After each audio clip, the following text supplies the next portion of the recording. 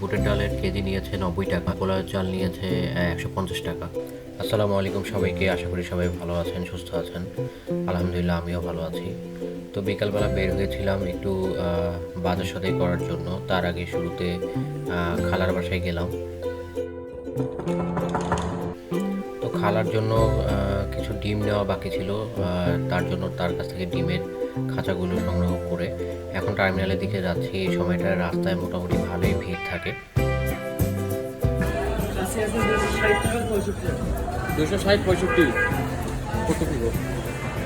এক খাসি এক কাটি দেন।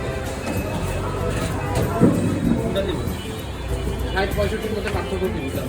এটা কাজই ওই পাশে কাদিরটা 65 টাকাটাই নেই নাকি? তো ডিমের দাম কিন্তু আসলে বেড়ে গেছে।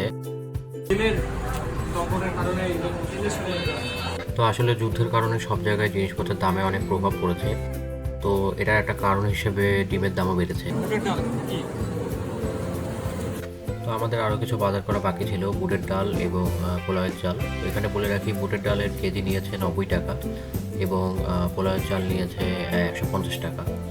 তো যাই হোক, এখন আমরা বাড়ির দিকে যাব। আপনাদের এলাকায় কত দাম অবশ্যই জানাবেন। Thanks for watching.